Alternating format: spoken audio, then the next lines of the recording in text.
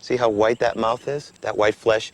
Yeah. When he's frightened, he sort of coils up, pulls the head in, knocks his mouth back, and anything that's going to come trample on him say, whoa, I got to stop. Because its first line of defense is actually camouflage. You can see how this stuff, as you said, you probably never would have saw him, because look at that. He melts right in. Definitely. Master at blending in. What do you reckon a moccasin would be doing up here instead of, you know, In the creek's a swamp? pretty good way. Yeah, the creek's a pretty good ways down there, but not that far. I mean, I guess he could come and go, huh? Well, they're not exclusively aquatic animals. And he's here because even though it's not bordering a body of water, it is a pretty damp place. But probably the best reason why he's here is because of prey. This creature has everything from mice, lizards, and frogs to eat in this area. So would it be okay if we just released him right here? Sure. I think if you had little kids playing around here, you might be a little concerned. But the reality is that this snake has taken this to be its home, just as you've taken that to be your home. Right. And your paths might cross occasionally, but as long as you both respect each other. We've crossed a couple of times, and they usually go their way, and I go mine. And you probably go quickly. I'd rather teach my youngins to look where they're stepping than to kill everything anyway. I agree. I totally agree. All right, so here we go.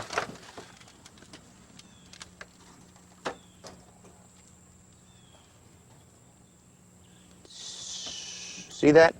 Placed him there, he just hung out. We didn't mess with him too much. And he's gone his way, and I'm getting eaten by mosquitoes. Oh, there he goes. Yeah, he's gonna go into that tub. All right. Got any lemonade? We'll make some. All right.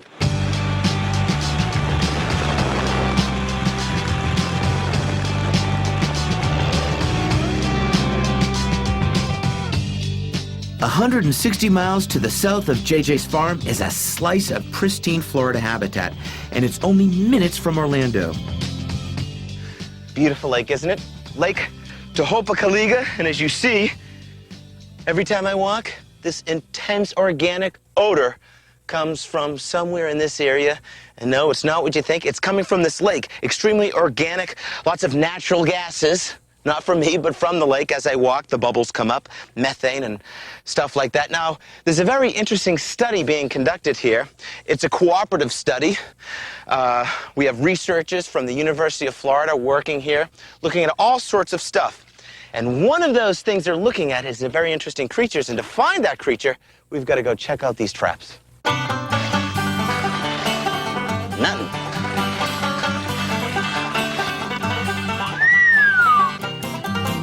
Nothing. This one's empty, too. That's a very productive study. We're looking at stealth creatures. Check this out. Check this out. These are very cool creatures. Take a look at that. Just take a look. All right? And what is probably coming to your mind is an eel. You're thinking eels, right? Wrong. Although they are aquatic, they are not eels. They are not fish. These are amphibians. In fact, the largest salamander-like animals you will ever see in this part of the world. These are sirens, an extraordinary salamander. Really, really neat creature. They love to eat crayfish. Very fish-like. But again, whoop, looks will be deceiving. Look at these neat animals. Look at the size of that guy. Like me, the creature I'm still looking for has a radio transmitter. I know it's gotta be here somewhere. One last trap to check. But I've been getting signals, so unless that creature has just been wandering through this vegetation. This is just gonna blow you away. Get ready for a natural zenith. We've come all the ways for this. A snail. Hey, don't turn off your television set. There's a reason why we've come to see this snail. Because this is a snail that's unique to this region. It's called the apple snail. And although it's just a gastropod, just a mollusk, there's some amazing things about this snail, which I'm going to show you. First of all, there's a very unique feature to this apple snail. See that? It comes with its own antenna. You see, cable is yet to reach this part of Florida, and they want access to It has this antenna because it's a part of a very important scientific study. Now you're wondering, who would fund a study like this? Don't they have more to do than study apple snails? Well, there's a lot to learn from an apple snail. These creatures play a very important role in this complex ecosystem.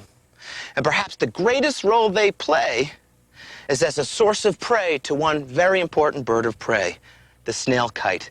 Snail kites feed almost exclusively on these creatures. So by better understanding the population of this animal, you can understand the population of those creatures which depend on this animal as a resource. I reminded myself that all creatures, whether big or small, have a place in the ecosystems that they live and often taste delicious. I wouldn't. Let's place them right here and continue on, shall we? Finally, the Everglades. It's hard to believe that here in this big cypress swamp, we're only an hour from Miami. But the Everglades covers a huge area, nearly 4,000 square miles, half as big as my home state of Massachusetts. It can be an intimidating place. Even the famous American naturalist John Muir, well, he felt a little uneasy about exploring here. What was he afraid of? Just one creature, the alligator. At Billy's Swamp Safari in the Big Cypress Seminole Indian Reservation, I'm hoping for, well, a friendly gator encounter, as long as the gator has the same idea. All right, this is the place.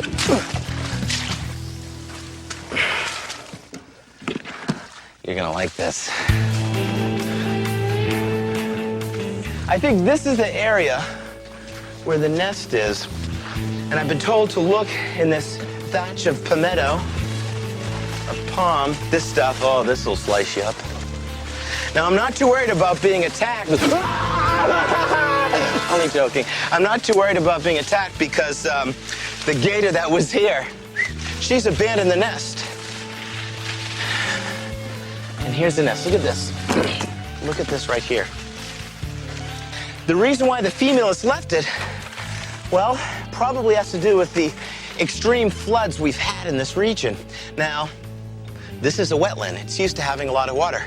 Ouch. But there's been a lot of water lately. The water's lifted up a couple of feet. And when these nests are covered more than 12 hours underwater, they're dead. So let's see what we can find. Let's see. Whoa, look at this. A beautiful, beautiful alligator egg. Beautiful alligator egg. Let me see. Look at it up to the light. And I can actually see the embryo curled up in there. Just waved at me. Now, I want to mark it because I need to know what side was top. So when I place it in the container, if I place it upside down, it can shift things around, mess up the little bubble of air in there and potentially kill the embryo. So I have to be very careful as I transplant these eggs from the nest to this container. It's lined with very, very soft peat moss. All right, so egg number one, I'm gonna put them in here like this. A lot of eggs in here, a lot of eggs. So why are we doing this? Why are we excavating this nest?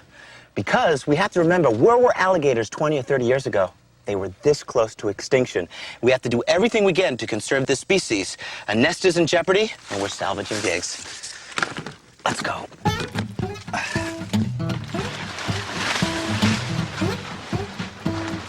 I'll drop these eggs off at an incubation facility that's run by the Seminoles. Then we'll see if we can find another gator nest, maybe one that's already hatched out.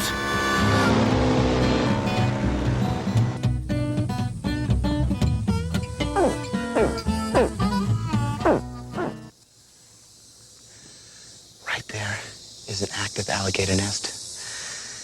It's covered by all these little hatchlings, probably no more than a few days in age. Off in the distance is mother. See, look at that. The babies are sitting on the mother's muzzle. Look at that. If you want an example of how good gator mothers are when it comes to rearing their offspring, protecting their babes from predators, just check out the head of that animal. She has a crown constructed, not of jewels or metal, but of baby gators hanging out there. See that little baby moving around to the backside?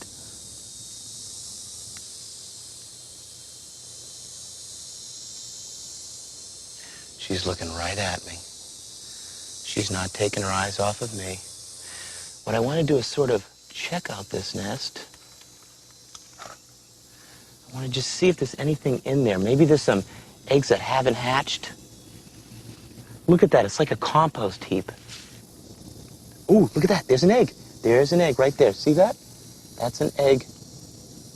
Oh, let me carefully. Look at that. Here's an egg.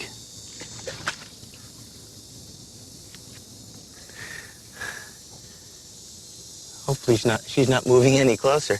Here's an actual gator egg that's hatched. And that little baby ripped through that eggshell with a caruncle. A caruncle is an egg tooth. You don't get one, but baby gators do. That way that caruncle can actually rip through that leathery layer of the shell. I wonder where she went.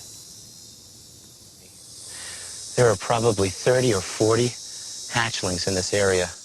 But somewhere in the swamp, there is a 70-year-old gator that is enormous, so that's where we're headed. The transmitter I swallowed is still working, but is someone or something picking up the signal?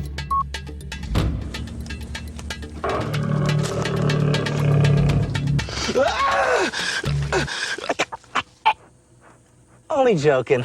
She is sleeping and purring like a baby. But she's a great actress. And the Academy Award goes to Venus Concolor, or the American mountain lion. Now, one of the first explorers to spot this animal was the Spaniard Cabeza de Vaca. He thought he had sighted an actual African lion. Of course, he had never seen a lion before, but he'd heard a description of that big cat, so he figured, well, this must be it. Now, clearly this animal isn't a wild individual. It's used in educational programs here at Billy Swamp Safari. But I still have to respect it, because if it has a bad day, even though it likes people, I'm in trouble. If this cat seems a little comatose, well, that's because it's a nocturnal animal, and this one insists on getting its beauty sleep. So perhaps you're wondering, why are we looking at a mountain lion here in Florida? Because there is a race of mountain lions called the Florida panther, which you can find living in this part of the world. They're very rare. There's only about 60 of them living in the wild, and if we want to have a good feeling of what makes the Florida panther so special, we have to explore its cousin, which lives up in the north, hence this creature right here, the beautiful, beautiful mountain lion. Now, why are there differences between the northern race and the southern race unique to Florida? Possibly it has something to do with the vegetation. It's a very dense habitat you've got to deal with, slicing through razor-sharp palms and grasses. You don't have a lot of tall forest, especially in southern Florida, okay? So a big-bodied animal would encounter more of an obstacle when moving through habitat. But today, the physical differences between the Florida panther and the mountain lion are harder to point out. That's because the true Florida panther was hunted to near extinction, and when the more common mountain lion was brought in to increase the population, a true Florida panther became even harder to find. Today, almost all of the big cats living here are not pure Florida panther,